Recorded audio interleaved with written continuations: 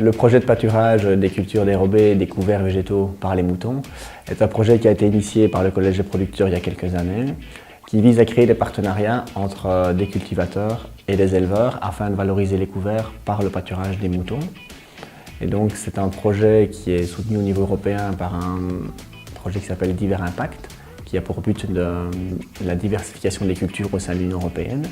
Ce projet est porté d'une part par le Collège des producteurs et d'autre part par le CRAW, le Centre Wallon de Recherche Agronomique.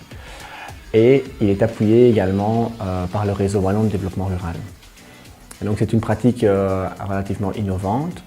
Et donc dans ce cadre-là, le réseau ici nous soutient sous forme de groupe opérationnel. Donc les éleveurs et les cultivateurs qui sont à la base du projet, c'est avec eux qu'on travaille sous forme de groupe opérationnel et c'est avec eux que l'on évalue les aspects positifs, négatifs, les problèmes, les problématiques rencontrées, qu'elles soient au niveau technique, au niveau social, au niveau économique. Et donc on approfondit tous les aspects de ce partenariat afin qu'il soit le plus positif pour chacun des partenaires. Donc si on se place du point de vue de l'éleveur, plusieurs avantages pour l'éleveur, c'est qu'il dispose d'une ration alimentaire à moindre coût, parce que la ration pâturée reste la ration la plus économique, surtout comparé à cette période de l'année où si les moutons ne sont pas à l'extérieur, ils sont à l'intérieur en bergerie, du coup c'est une ration qui coûte beaucoup plus cher. Au niveau santé animale, c'est quelque chose de très positif, parce qu'on n'a absolument pas de problème de parasitisme au niveau des animaux, vu que les animaux pâturent chaque fois des parcelles propres au niveau parasitisme. Si on se place du côté du cultivateur, donc il y a tous les aspects agronomiques liés aux couverts, qui sont des avantages à mettre des couverts diversifiés pour leur sol, plutôt qu'un couvert uniquement législatif. Donc un couvert plus diversifié avec des racines qui travaillent à différentes profondeurs de manière différente au niveau de leur sol. Ça permet d'amener une certaine quantité de biomasse au niveau du sol. Donc le mouton, quand il vient pâturer ses couverts, il fait une certaine destruction du couvert et un point peut-être le plus important, c'est qu'il transforme la biomasse en matière organique qui sera directement accessible pour la culture suivante. L'aspect innovant de la technique, c'est surtout que l'on met en relation deux agriculteurs qui sont agriculteurs tous les deux, mais qui sont dans des mondes complètement différents.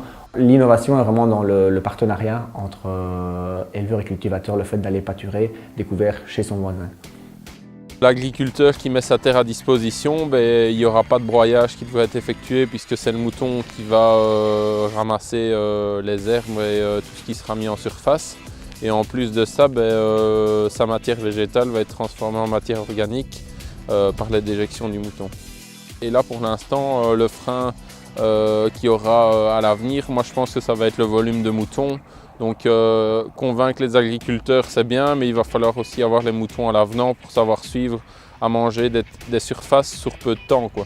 Parce que du coup, moi je commence les pâturages au 15 octobre jusqu'au 1er ou 15 décembre en fonction des températures et de la météo. Et donc ça nous fait 2 mois pour pouvoir manger des grandes surfaces. Et les 6 autres mois ou les 8 mois de l'année où les bêtes sont en prairie, il faut aussi avoir les surfaces pour pouvoir les tenir, quoi. Tout d'abord, on a des alternatives au glyphosate. Je ne pense pas que le mouton va solutionner la fin du glyphosate, je ne parle pas de ça. Mais ça peut être une des alternatives. Donc je pense que là, il y a déjà un intérêt. Donc nous, en tant qu'éleveurs, les avantages sont multiples. Premièrement, on vient de vivre une sécheresse en 2017, une sécheresse en 2018. On se retrouve avec des brebis où on a envie de les rentrer au mois de septembre et pas de fourrage en stock pour les mettre. Là, ça vient bien à point. Il faut quand même se méfier de ne pas non plus prendre trop de couverts pour ne pas savoir les suivre, mais au final, on voit qu'on peut spéculer aussi sur les ventes des réformes. Parfois, elles sont pas encore, les prix ne suivent pas. On a des couverts, autant les garder et pouvoir les reporter un peu plus tard, les vendre au bon moment. Les brebis, pour la mise en lutte, c'est extraordinaire parce qu'on a sur un couvert jeune, des végétaux jeunes, par rapport à des pâtures qui sont en train de diminuer ou qui sont tout simplement rasées parce que ça ne pousse plus. Et en plus, les pâtures ont un plus long temps de repos pour l'hiver. Et donc, on arrive à l'hiver, comme on part dès le mois de septembre, des hauteurs d'herbe déjà un petit peu plus élevées, ce qui permet une meilleure reprise au printemps.